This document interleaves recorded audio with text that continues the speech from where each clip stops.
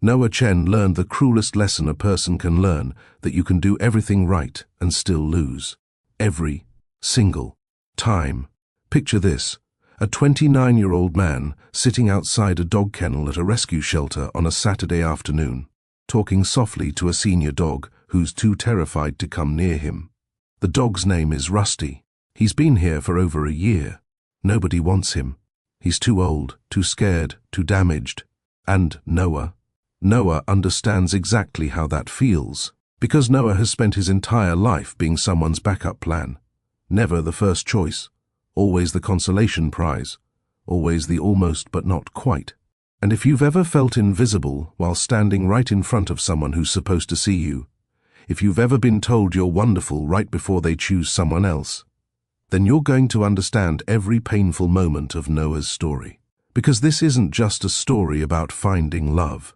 This is a story about what happens when you stop believing you deserve to be chosen at all. Let's go back, way back, to where it all started. Noah wasn't born broken. He was broken slowly, methodically, by 1,000 small cuts that no one else seemed to notice. He grew up in the shadow of his older brother Blake, and Blake was everything Noah wasn't. Charismatic, athletic, confident, the kind of person who walked into a room and owned it without even trying.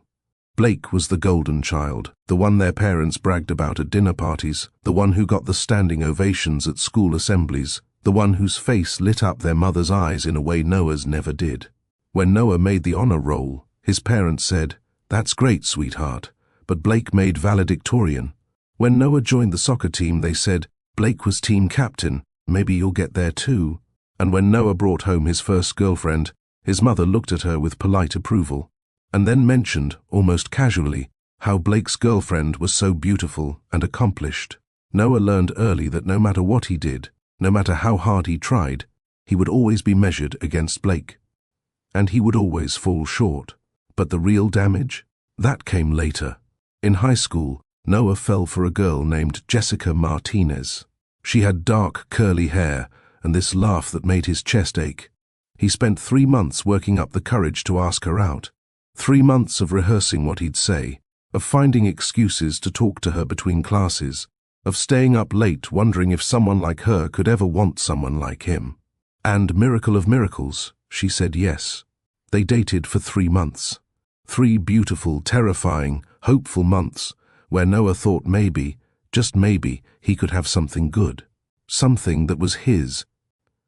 Then Blake came home from college for winter break. Noah made the mistake of bringing Jessica to a family dinner. He watched her meet Blake. Watched her eyes light up in a way they never had for him.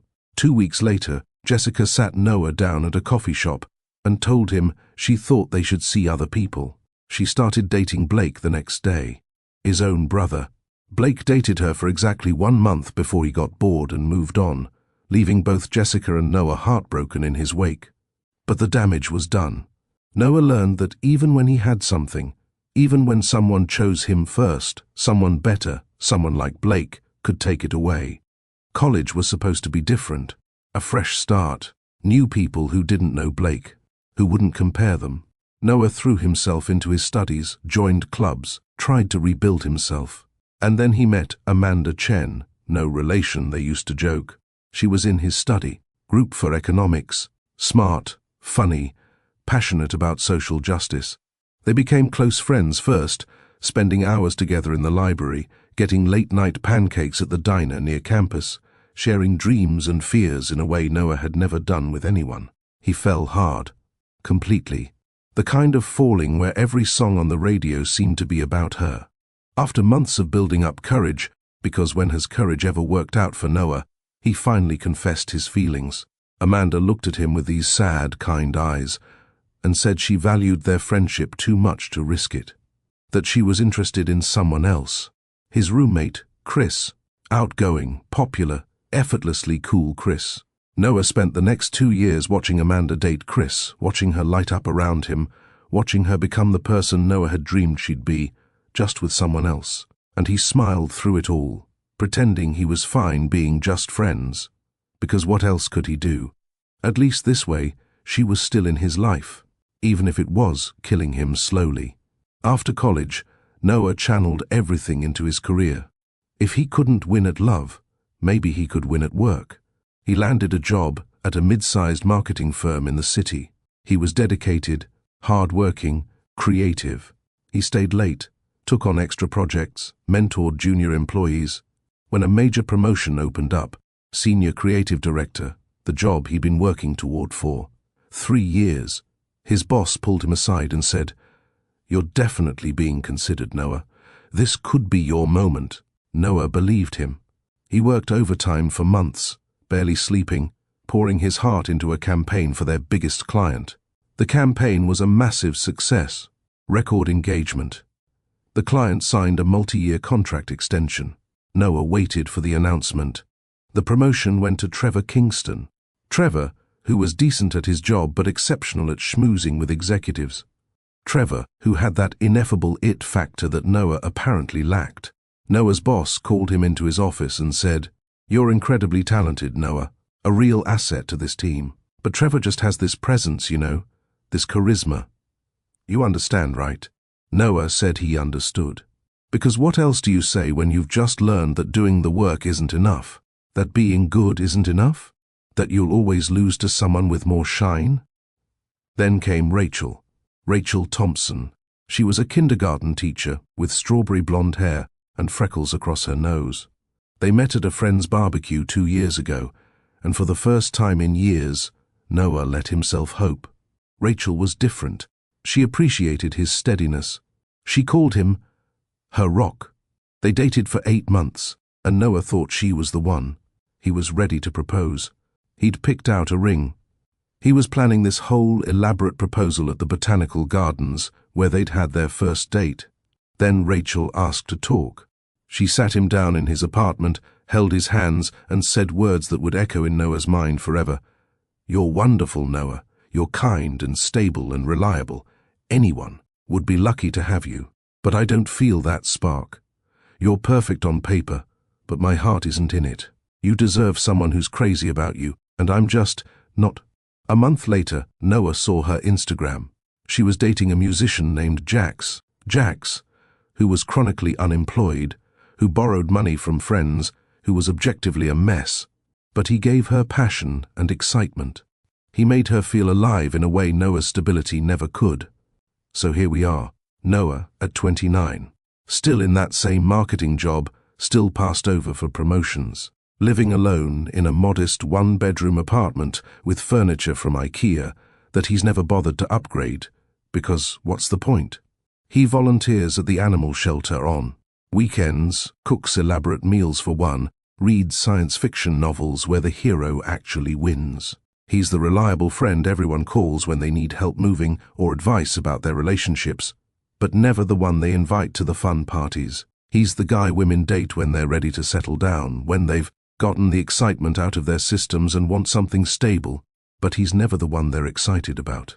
Never the one they can't stop thinking about. Never the first choice.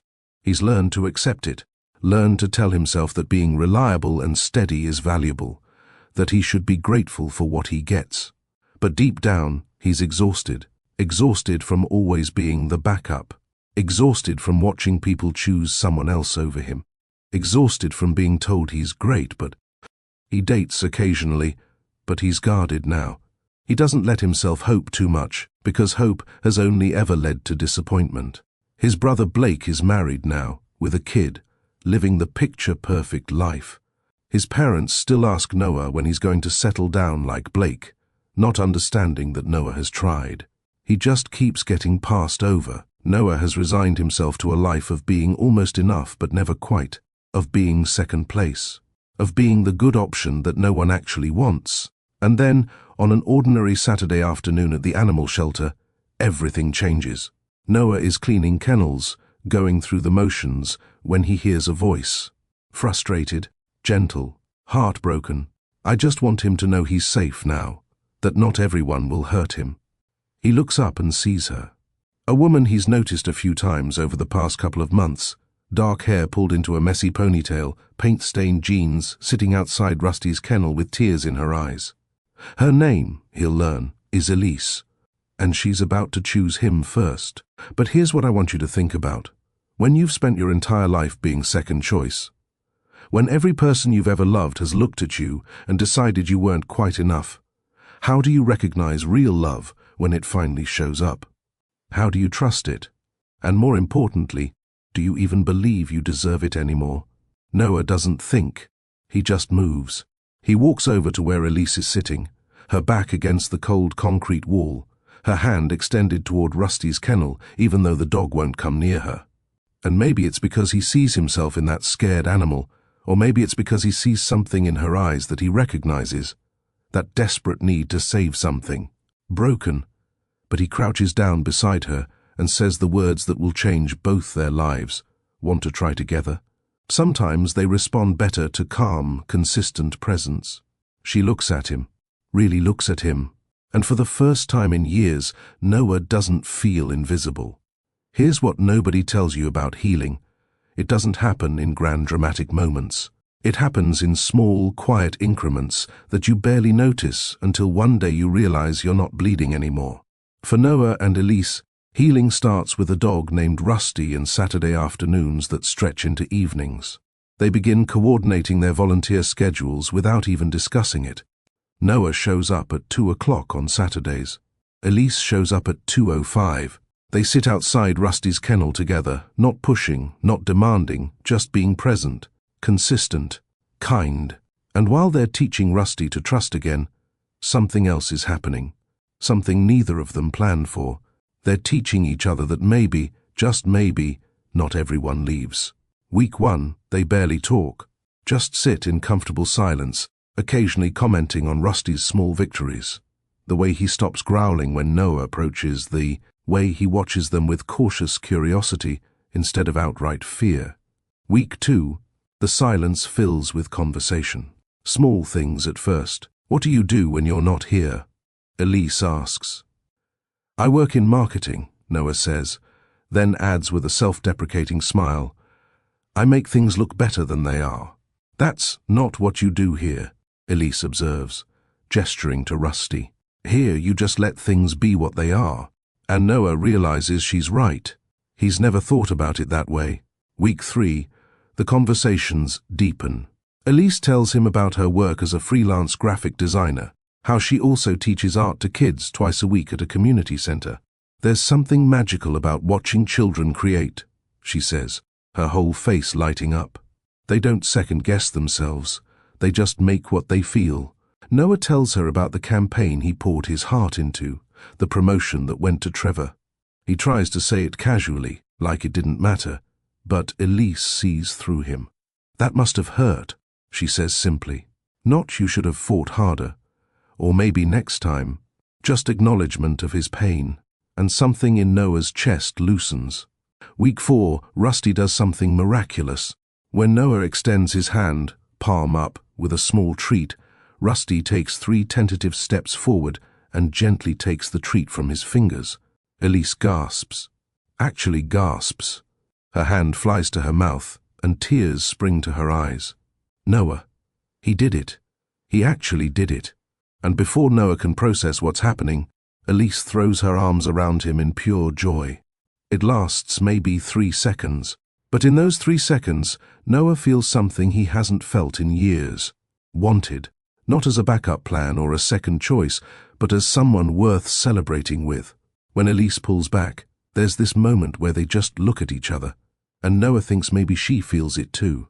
This thing building between them that's both terrifying and inevitable.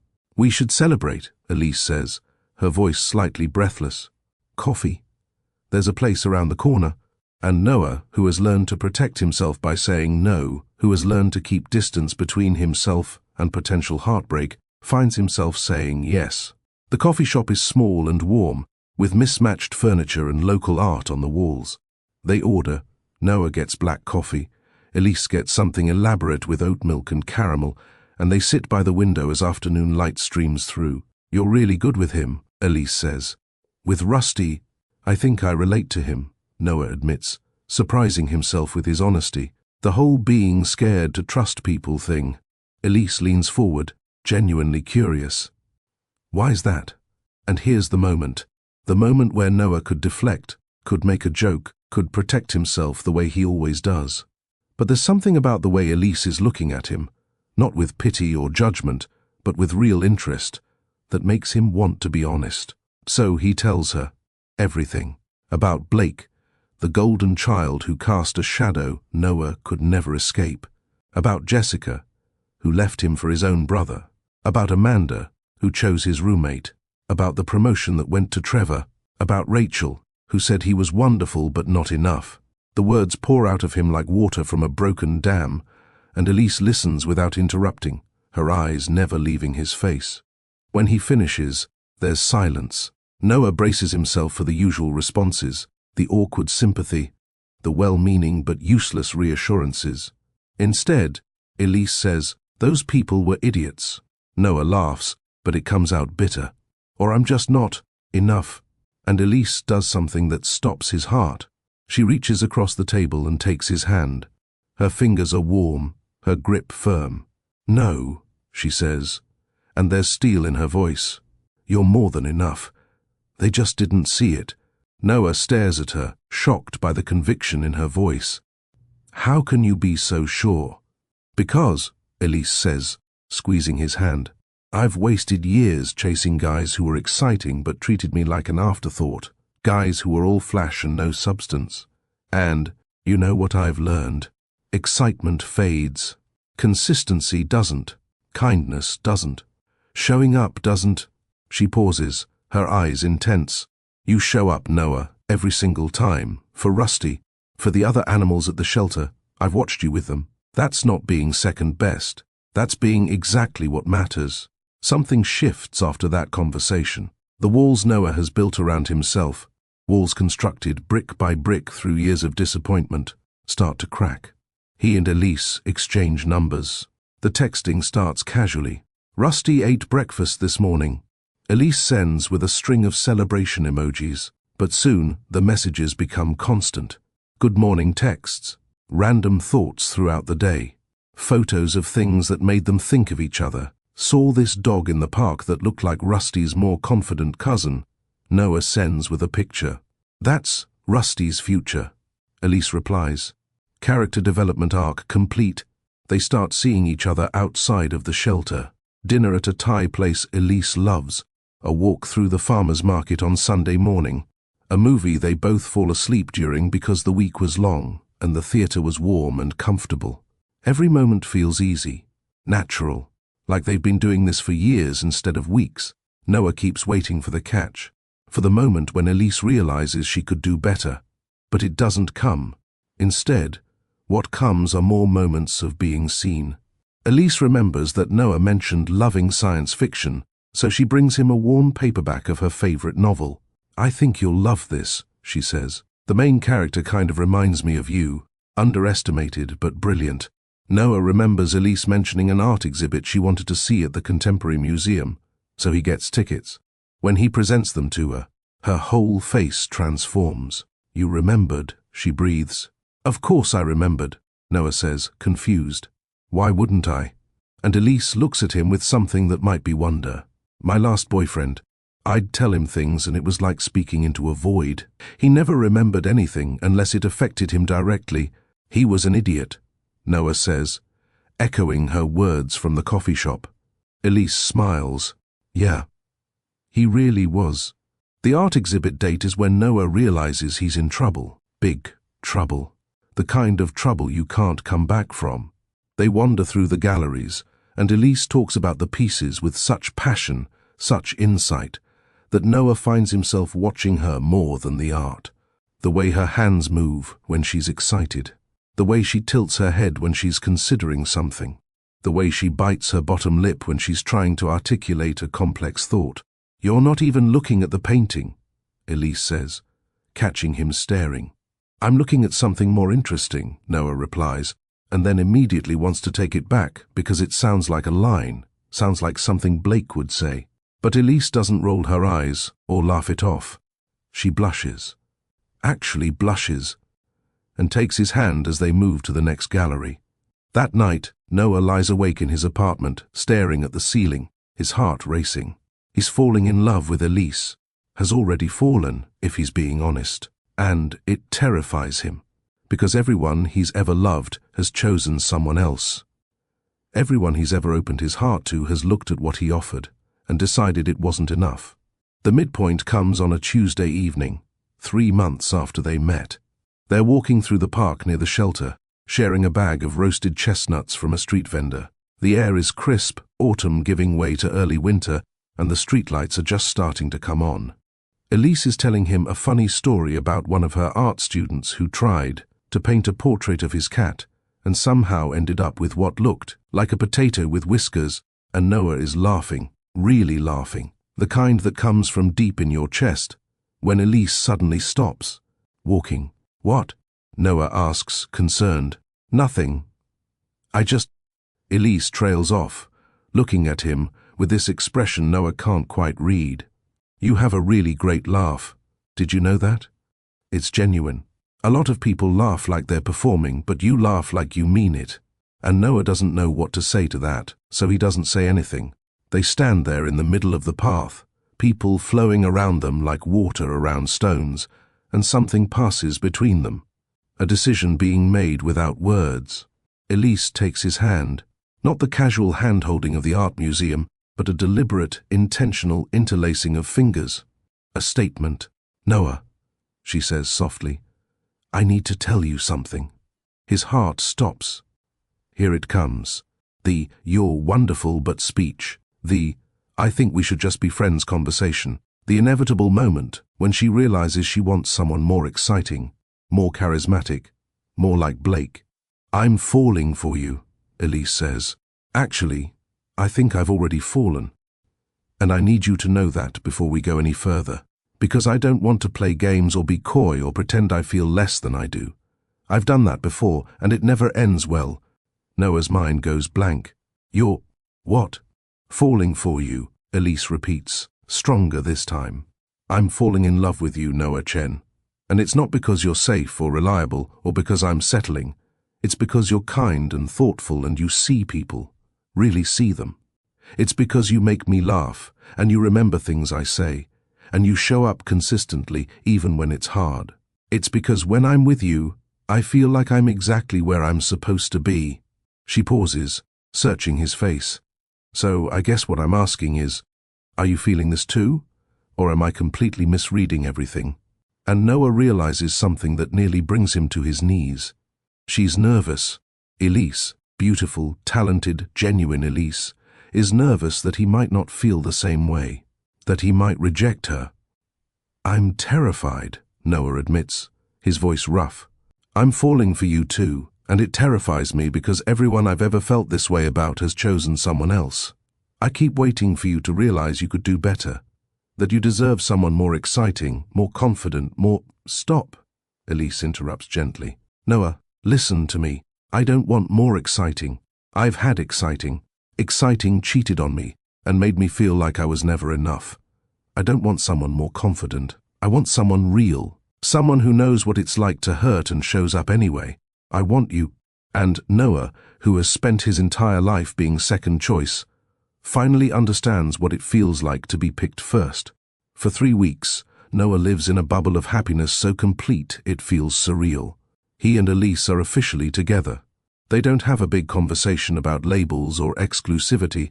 It just happens naturally, the way everything with Elise seems to happen. She starts keeping a toothbrush at his apartment. He starts keeping spare art supplies at hers. They're together almost every evening, either at the shelter with Rusty or at one of their apartments, cooking together, watching shows, existing in comfortable domesticity that Noah never thought he'd have. But then Blake calls.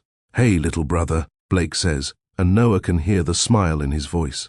That easy charm that's always come so naturally to Blake. Mom's birthday is next weekend, big 6-5. She wants to do a family dinner. You coming? Noah hesitates. He hasn't seen his family in months, has been avoiding it, if he's being honest. I'm not sure. Come on, man, it's Mom's birthday. And bring that girlfriend you mentioned. Elise, right? Mom's dying to meet her. And there it is. The thing Noah has been dreading. Because introducing Elise to his family means exposing her to the dynamic that shaped him. Means letting her see him in the context of being Blake's lesser brother. means risking that she'll see what everyone else has always seen, that Blake is the better choice. But he can't say no without explaining why, and he's not ready to have that conversation. Yeah, Noah hears himself say, "We'll be there." When he tells Elise about the dinner, she's excited. "I can't wait to meet your family. Do you think your mom will like me? Should I bring something? Wine? Flowers? Both?" Her enthusiasm makes Noah's chest tight. "Elise," he says carefully, "I should warn you. My family is complicated." "All families are complicated," Elise says easily. "I'm sure it'll be fine." But it's not fine. The dinner is a disaster from the moment they walk through the door of Noah's parents' house. Blake answers the door, and Noah watches it happen in slow motion. Watches Blake's eyes widen slightly as he takes in Elise. Watches that familiar smile spread across his face, the one that has charmed countless people, the one that charmed Jessica all those years ago. "You must be Elise," Blake says, extending his hand. "I'm Blake, the better-looking brother." He says it like a joke, but Noah knows better. Elise laughs politely and shakes his hand. "Nice to meet you. Noah's told me about you." "All good things, I hope," Blake says, holding her hand just a beat too long. And Noah feels something dark and familiar coil in his chest. Fear. At dinner, it gets worse, much worse. Noah's mother fusses over Blake's daughter, Emma, who's 3 and adorable and currently smearing mashed potatoes across her face. "Isn't she precious?" Noah's mom coos. "Blake, you and Sarah make such beautiful children. Noah, you and Elise should think about having kids soon. You're not getting any younger." "Mom," Noah says, embarrassed. "We've only been dating a few months." Blake and Sarah were engaged after 6 months, his mother continues, oblivious. "When you know, you know." Of course, Blake always was decisive, knew what he wanted and went for it. Elise squeezes Noah's hand under the table, a gesture of support. But his father joins in. "How's work, son? Still at the marketing firm?" "Yeah, still there," Noah says. "I'm working on a new campaign for—" Blake just made partner at his firm, his father interrupts. "Youngest partner in the company's history. We're incredibly proud." "That's wonderful," Elise says, but there's an edge to her voice now. "Noah's very talented too. He was telling me about the campaign he created that brought in millions in revenue." "Oh, that's nice," his mother says dismissively. "Marketing. Such a competitive field." Blake always said Noah was too nice for cutthroat business. Noah wants to disappear, wants to crawl under the table and cease to exist. This is exactly what he was afraid of. But then Blake leans forward, his expression serious. "Actually, I've been meaning to talk to you about that, Noah. I heard about the promotion going to Trevor.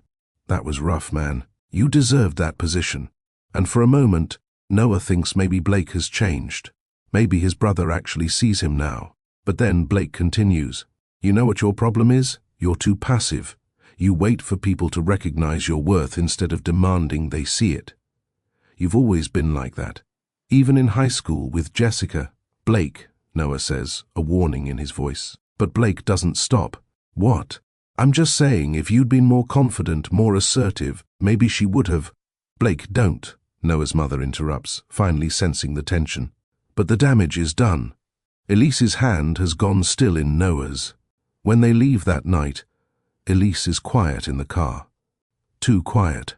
"I'm sorry about that," Noah finally says. "My family is—" "Do they always treat you like that?" Elise asks, and there's something sharp in her voice. "Like you're just less than Blake?" "They don't mean it," Noah says automatically. "They're just proud of him. They're dismissive of you," Elise says flatly. "Every accomplishment you mentioned, they deflected to Blake. Every time you tried to speak, they talked over you." "Noah, that's not normal family dynamics. That's—" She trails off, shaking her head. What did Blake mean about Jessica? And Noah realizes he never told her about that part, about how his own brother dated his ex-girlfriend. He tells her now, and watches her face transform from confusion to horror to anger. "Your brother dated your girlfriend." "Ex-girlfriend," Noah corrects. "After she broke up with me." "Noah, that's—" That's a betrayal. Did he ever apologize? Noah thinks about it. No, he said I was overreacting. That it wasn't serious anyway. Elise is silent for a long moment. Then she says quietly, "No wonder you don't believe you're worth choosing first. Your own family has spent your entire life telling you're not." The dinner with his family plants a seed of doubt in Noah's mind that grows like a weed, choking out the happiness he's been feeling. He starts noticing things he didn't notice before, the way men look at Elise when they're out together, the way her face lights up when she talks about a college friend named David who's visiting the city next month, the way she mentions an artist she admires who's so talented and visionary, and Noah's old demons start whispering, "See? She's comparing you to other men, finding you lacking. It's only a matter of time." He starts pulling back, not dramatically, just small things, taking longer to respond to texts, claiming. He's tired when Elise suggests getting dinner, cutting conversations short. Elise notices of course she notices, but when she asks if something's wrong, Noah says he's just stressed about work, which isn't entirely a lie. Another promotion opportunity has opened up at the firm. His boss has hinted that Noah is definitely in the running this time. But Noah can't shake the feeling that this is just Jessica all over again. Just Amanda and Rachel and Trevor, getting his hopes up only to have them crushed. "You should go for it," Elise encourages when he tells her about the promotion. "You deserve it. You're brilliant at what you do." But all Noah hears is "deserve it," the same word Rachel used. You deserve someone who's crazy about you. You deserve better. Code for you're not enough. The breaking point comes on a Friday afternoon. Noah is leaving work early, rare for him, and decides to surprise Elise at the community center where she teaches. He picks up her favorite pastries from the bakery near his office and heads over. He arrives just as her class is ending. Through the window, he watches her help a little girl clean up paint supplies, laughing at something the child says. And then he sees a man enter the room, tall, well, dressed, confident. The man walks straight to Elise, and she actually lights up when she sees him. They hug, a long hug. Too long, Noah's brain supplies, unhelpfully. He watches them talk, watches Elise gesture animatedly, watches the man laugh at whatever she's saying, watches the easy familiarity between them, and Noah's mind jumps to the worst conclusion. This is it. This is the moment he's been waiting for. The moment when someone more exciting, more charismatic, more worthy shows up, and Elise realizes what she's been missing. Noah turns around and leaves before they can see him. He throws the pastries in a trash can on the corner. When Elise texts him later, "Hey, how was your day?" Noah responds with one word, "Fine." That night, Elise shows up at his apartment unannounced. "Okay, what's going on?" she demands. "You've been weird all week. Actually, you've been weird since the dinner with your family. Talk to me." "I'm fine," Noah says, not meeting her eyes. "Noah, you're not fine. You're pulling away. I can feel it. Did I do something wrong?" "No, you didn't do anything wrong. You're perfect." That's the problem. The words come out harsher than he intended. Elise flinches. "What does that mean?" "It means I saw you today," Noah says. The jealousy and fear he's been holding in finally spilling out, at the community center, with that guy. "I saw how you looked at him."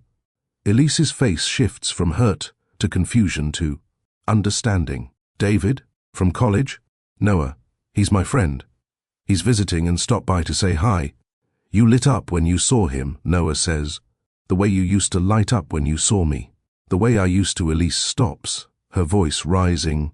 "Noah, I still light up when I see you. But you've been avoiding me. You barely talk to me anymore. I thought maybe you were losing interest, and now you're accusing me of what? Cheating?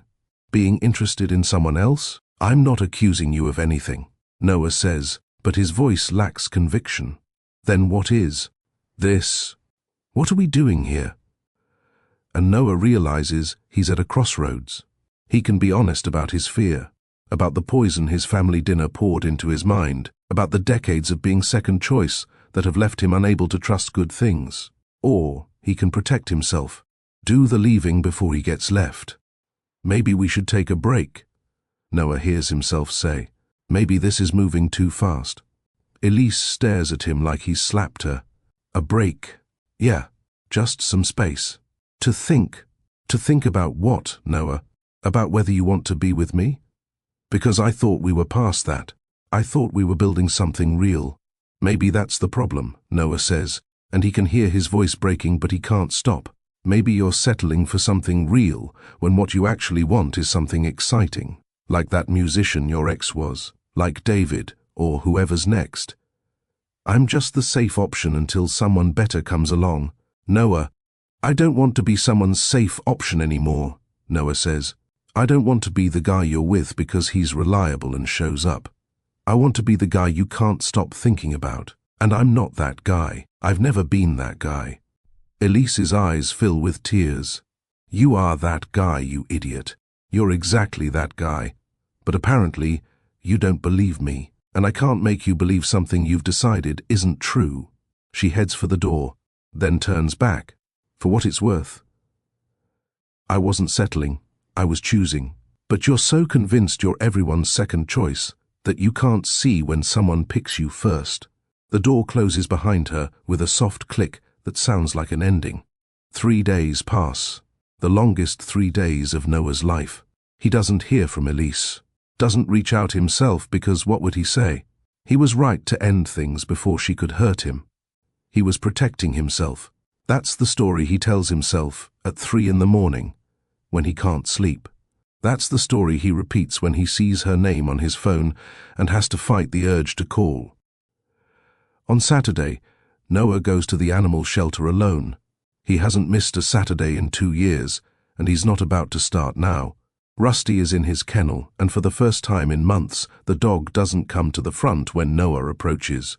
He stays in the back, watching Noah with those sad, knowing eyes. Yeah, I screwed up, Noah tells the dog. I had something good, and I destroyed it because I was scared. You understand that, don't you? Being too scared to trust good things? Rusty doesn't move. Noah sits outside the kennel for an hour. Then 2 other volunteers ask if he's okay. He says he's fine, but he's not fine. He's the furthest thing from fine, because he finally understands what he's done. Elise wasn't Rachel or Amanda or Jessica. She wasn't comparing him to other men or looking for someone more exciting. She chose him. Actively, intentionally chose him, and he threw it away. That night, Noah's phone rings. Unknown number. He almost doesn't answer, but something makes him pick up. Is this Noah Chen? A professional voice. Female. This is Dr. Martinez from Metropolitan Animal Hospital. You're listed as an emergency contact for a dog named Rusty. Noah's heart stops. What happened? Rusty became aggressive with another volunteer this afternoon. Bit someone. It wasn't a bad bite, but given his history in the shelter's policies, he's been flagged for potential euthanasia. The shelter director wants to speak with you about whether he should be given another chance or, well, I'm sorry to be the one to tell you this. Noah is already grabbing his keys. I'm on my way. Don't let them do anything. Please. I'm coming right now. He drives too fast, his mind racing. Rusty bit someone. Rusty, who was finally learning to trust. Rusty, who was getting better. What happened? At the shelter, the director explains. A new volunteer tried to force interaction, reached into Rusty's kennel when he was eating, and Rusty reacted defensively. It wasn't vicious. It was fear. I understand, the director says, but we have policies. Rusty has been here over a year. He's resource guarded before. This is a pattern, and we can't adopt out a dog who's a bite risk. He's not a bite risk, Noah argues. He's a traumatized animal who needs consistency and patience. He was making progress. He was getting better. Noah, I know you've worked with him, and I appreciate that. But we have to think about liability, about safety. Then, I'll take him, Noah says. What? I'll foster him. I'll take full responsibility. He can stay with me until we can find him a home where he'll be understood and given the time he needs. The director considers this. You'd need another person on the fostering paperwork. For liability. Someone who can verify they understand the situation and can help with care. And Noah knows exactly who that person should be. The person who sat with him every Saturday, working patiently with Rusty. The person who understood that healing takes time and consistency. The person he pushed away because he was too scared to believe he deserved her. I need to make a call, Noah says. Noah sits in his car in the shelter parking lot, phone in hand. Rusty sedated and sleeping in a crate in the back seat. He has Elise's number pulled up on his screen. His thumb hovers over the call button. What will he say? Hi, I know I broke your heart 3 days ago, but I need your help saving a dog. But it's not really about the dog, is it? It's about Noah finally understanding what Elise tried to tell him. That love isn't about being perfect or exciting or the best option. It's about showing up, consistently, even when it's hard. Especially when it's hard. He thinks about Rusty in the back seat. About how the dog finally started to trust, only to have someone violate that trust. About how Rusty reacted with fear and aggression, protecting himself the only way he knew how. And Noah realizes he did the exact same thing. Elise got close, really close, and Noah's instinct was to protect himself, to push her away before she could leave, to confirm his own worst beliefs about himself. He's been so focused on being chosen first that he never learned how to choose. Never learned how to be brave enough to say you're my person without a guarantee. Never learned that real love requires risk. And God, he's tired of being afraid. So Noah calls. The phone rings once, twice, 3 times. He's about to hang up when he hears her voice. Noah? She sounds tired, wary, like she's been crying. Elise, he says, and his voice cracks on her name. I need to tell you something. Actually, I need to tell you a lot of things, but first I need to tell you that I'm an idiot. There's a long pause. Then, I'm listening, and Noah starts talking. He tells her about Rusty, about the bite, about the fostering requirement. But more importantly, he tells her the truth, about how seeing her with David triggered every abandonment wound he's ever had. About how his family dinner reminded him of every time he wasn't enough. About how being with her felt so good that he was terrified of when it would end. I've spent my whole life waiting for people to leave me, Noah says, tears streaming down his face now. And with you, I didn't wait. I left first. I sabotaged the best thing that's ever happened to me because I was too scared to believe it was real. Noah, Elise starts, but he cuts her off. I'm not calling to ask you to take me back. I know I hurt you, and I know trust isn't something I can just apologize away. I'm calling because Rusty needs us, both of us. And I'm calling because I needed you to know that you were right.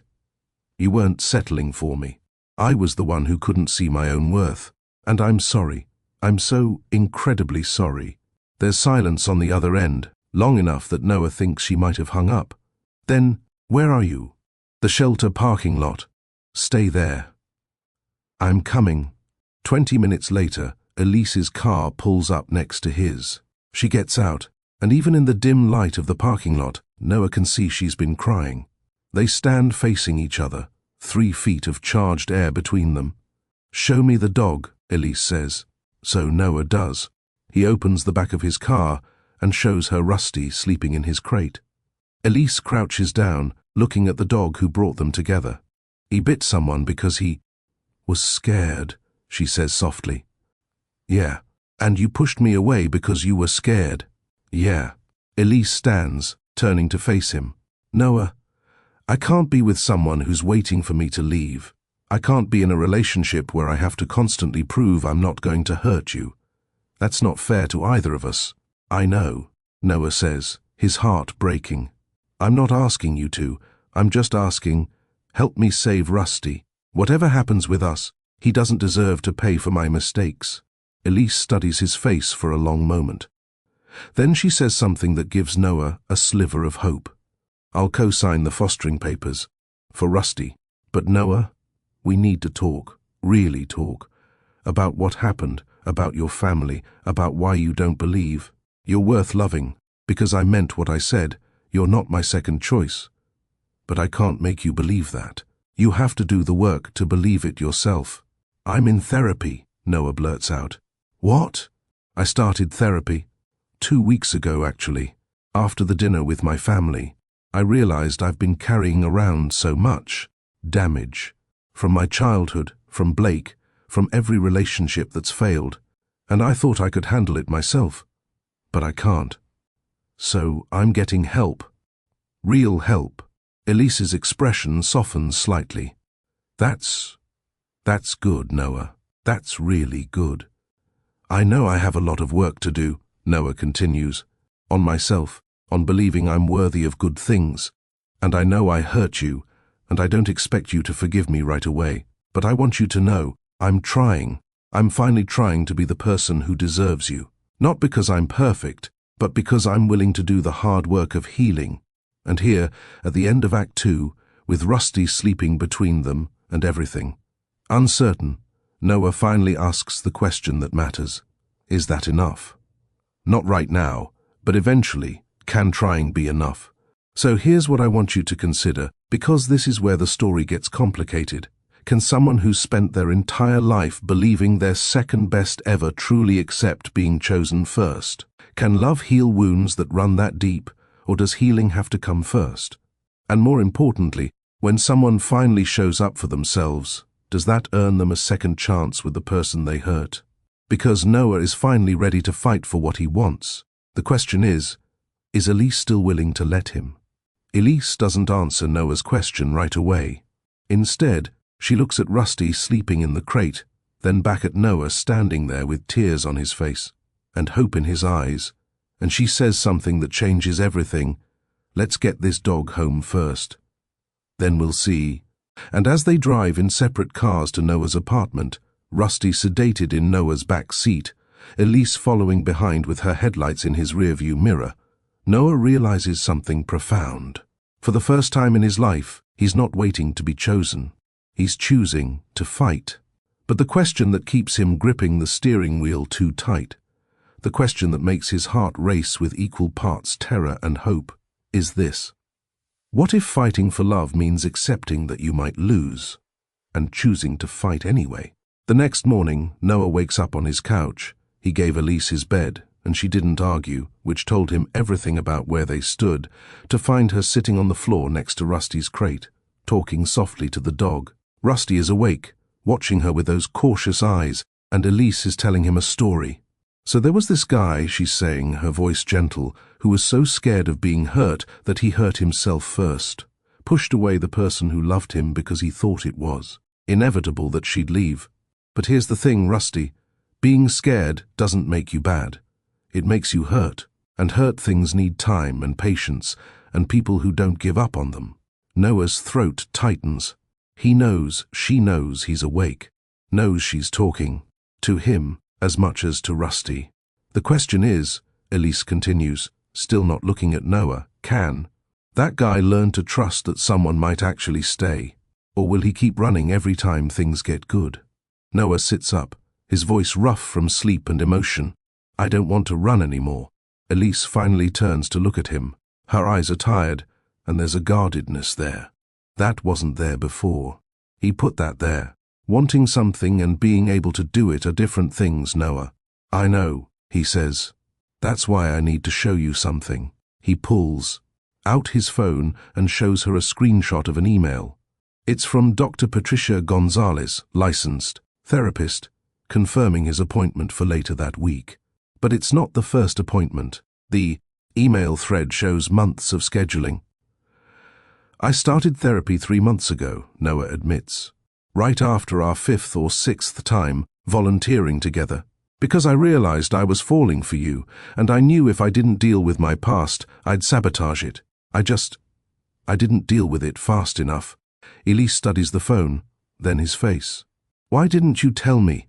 Because I was ashamed, Noah says honestly, because admitting I needed help felt like admitting I was broken. And I've spent my whole life trying to prove I'm not broken, I'm just overlooked. Noah, Elise says softly, needing help doesn't make you broken. It makes you human. And something in Noah's chest, Something that's been clenched tight for as long as he can remember finally loosens. But Elise isn't done. She stands, crossing her arms, and Noah can see her building walls. Protecting herself. I'm glad you're in therapy. I really am. But Noah, you accused me of being interested in another man. You pushed me away when I'd done nothing wrong. You didn't trust me, or trust us. And, the first, need to know if we try again, what happens the next time you get scared? The next time your family makes you feel small? The next time I talk to a male friend, or someone looks at me the wrong way, will you run again? It's a fair question, a necessary question, and Noah knows the answer she needs isn't a promise, it's proof. 3 days later, Noah does something he's never done in his entire life. He calls Blake and asks to meet him. Just the two of them. No parents, no family dinner, no audience. Blake suggests a bar near his office. It's the kind of place Blake would choose. Trendy, expensive, full of young professionals networking and laughing too loud. Noah almost backs out twice on the walk from the subway. But he thinks about Elise's question. What happens next time you get scared? And he keeps walking. Blake is already there, sitting at the bar with a craft beer, checking his phone. He looks up when Noah approaches, and that easy smile spreads across his face. Noah, good to see you, man. It's been a minute. They order drinks, make small talk. Blake tells a story about his daughter's preschool recital, and Noah laughs in the right places, and for a moment, it's easy, familiar, the dynamic they've had for 30 years. Then Noah says, I need to talk to you about Jessica. Blake's smile falters. Jessica? From high school?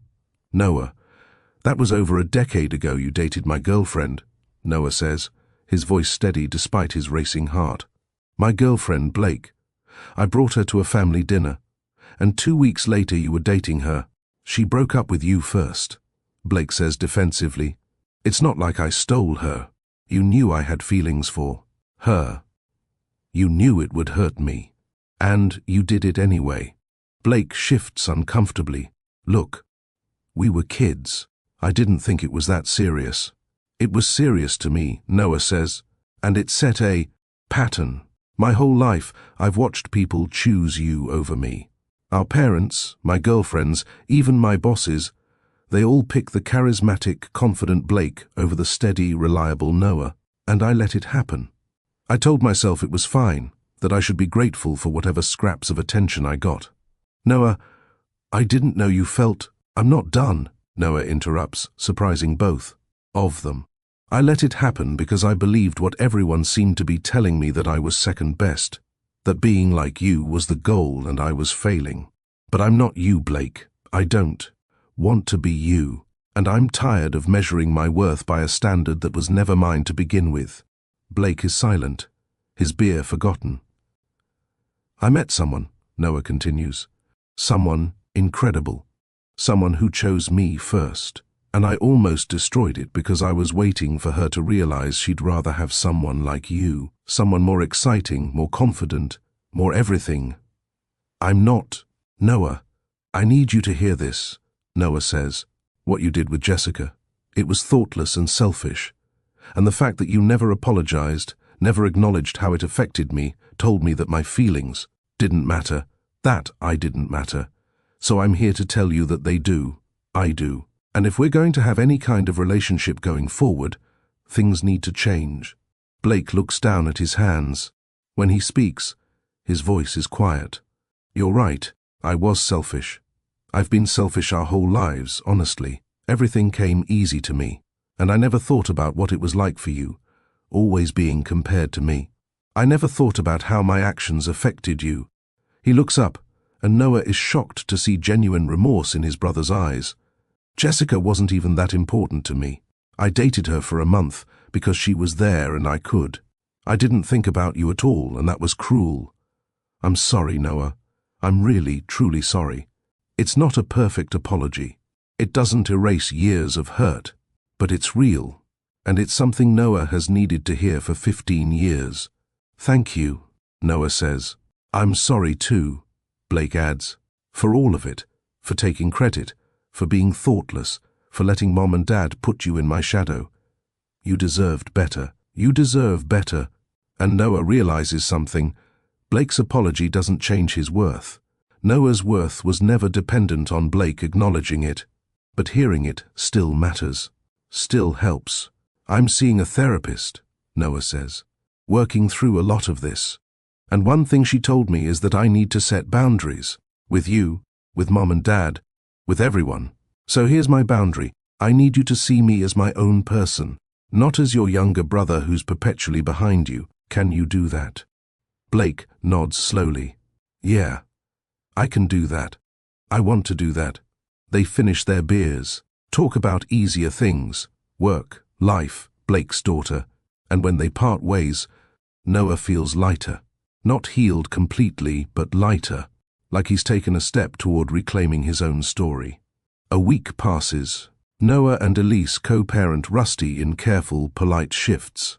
She comes over in the mornings before work. He takes evenings and nights. They're cordial, kind even, but there's a distance between them that feels like a chasm. Rusty, meanwhile, is improving. Slowly. The sedation has worn off, and he's cautious but not aggressive. He lets Noah pet him. He takes treats from Elise's hand. He's learning once again that not all people hurt you. On Saturday, 2 weeks after everything fell apart, Noah texts Elise, "Can we talk, really talk, the park where we used to walk?" Elise takes an hour to respond, long enough that Noah's anxiety spirals. But finally, okay.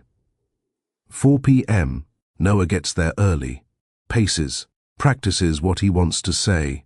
But when Elise arrives, wearing the green jacket he loves, her hair pulled back, looking tired and guarded and still somehow beautiful, everything he planned flies out of his head. They walk in silence for a few minutes. The park is full of autumn colors, leaves crunching under their feet, couples and families and dogs everywhere, reminding Noah of what he wants and might have lost. Finally, Elise stops at a bench. Not the same bench where they first held hands, but close enough to hurt. "You wanted to talk," she says. And Noah takes a breath and tells her everything. About the conversation with Blake, about his therapy sessions where he's unpacking decades of believing he wasn't enough, about how Dr. Gonzalez asked him point blank, "Noah, if you could guarantee that Elise would never leave you, would you still be afraid?" And he'd said yes, because the fear wasn't really about Elise. It was about him, about whether he could accept being loved without waiting for the other shoe to drop. "I accused you of being interested in David because seeing you light up around another man triggered every abandonment wound I've ever had," Noah says. "It wasn't rational. It wasn't fair. It was me projecting my past onto our present. And I'm sorry. I'm so deeply sorry." Elise's eyes are bright with unshed tears. "Noah, I understand you're hurt. I do. But understanding why you hurt me doesn't make it hurt less." "I know," Noah says. "And I'm not asking you to forgive me right away. I'm not even asking you to take me back. I'm just asking for a chance to prove that I'm doing the work, that I'm not the same person who pushed you away." "How?" Elise asks, and there's genuine curiosity in her voice. "How do you prove that?"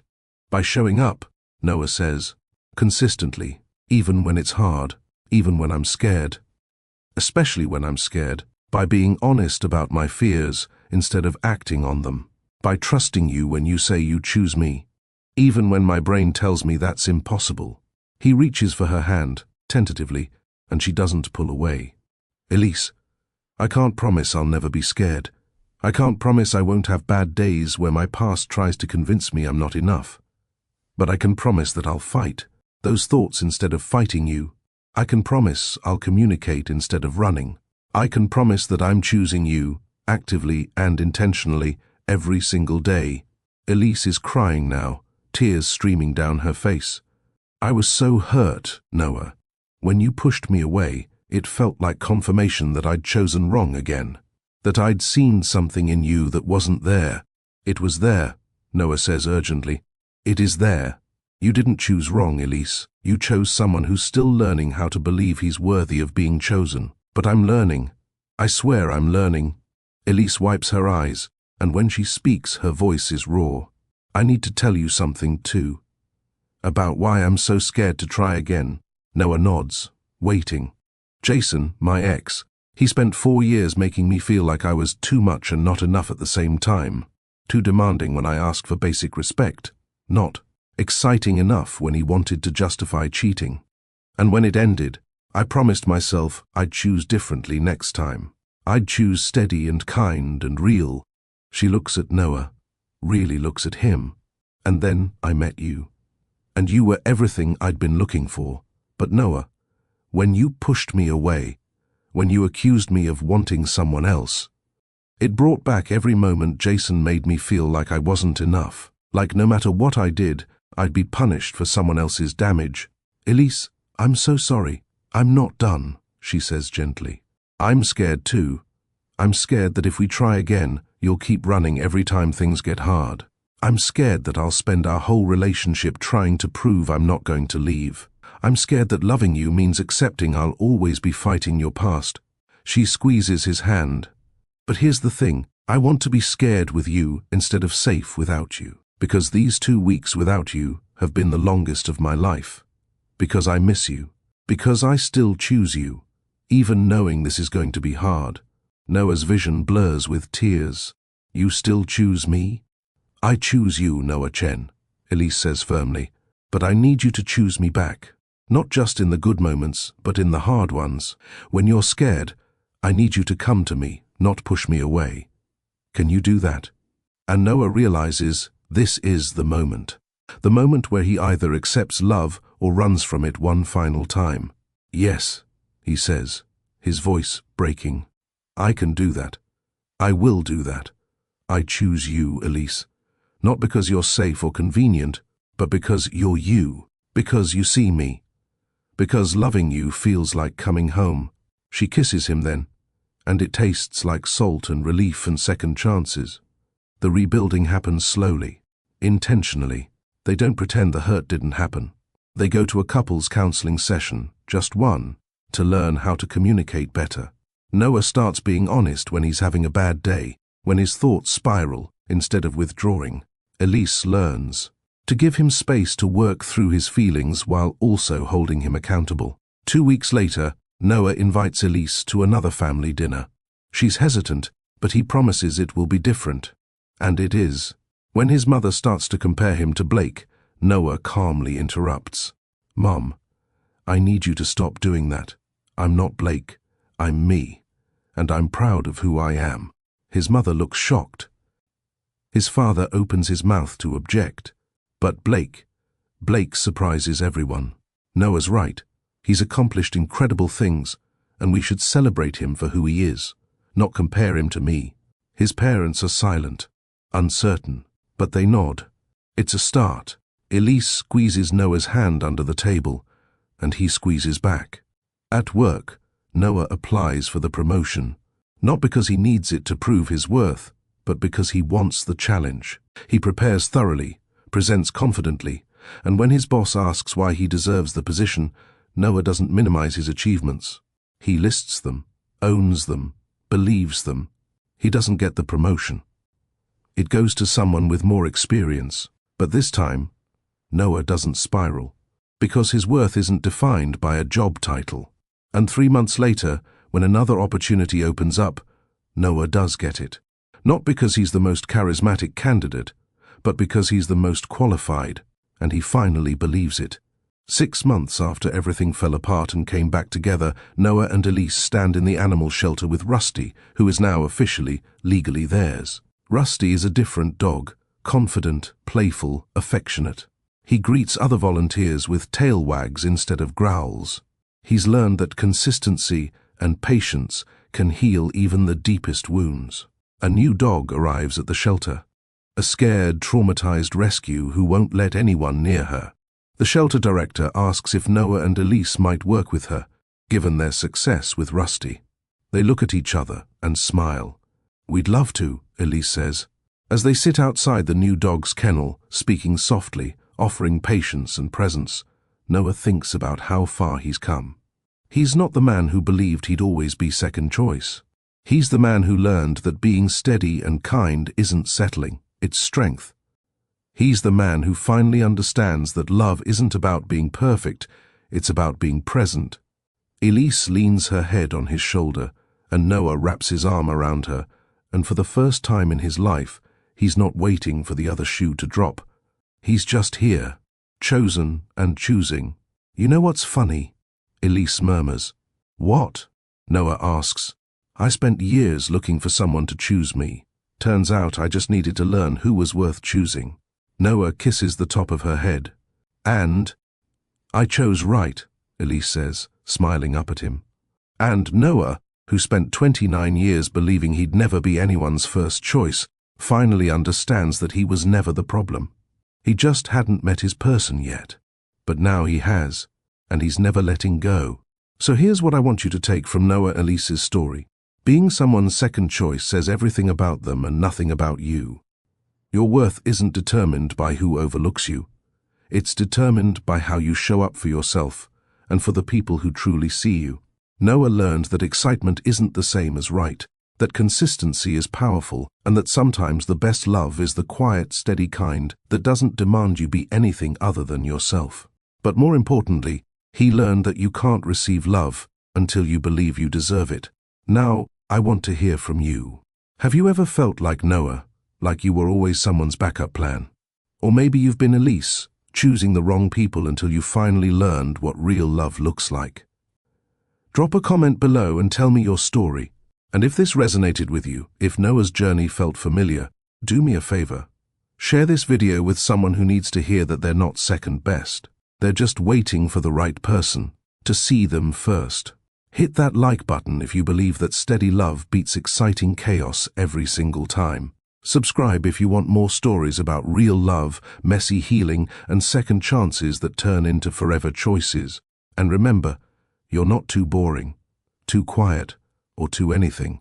You're exactly enough for the person who's meant to find you. Sometimes you just have to believe it first. Until next time, keep choosing yourself, keep showing up, and keep believing that your person is out there, ready to pick you first.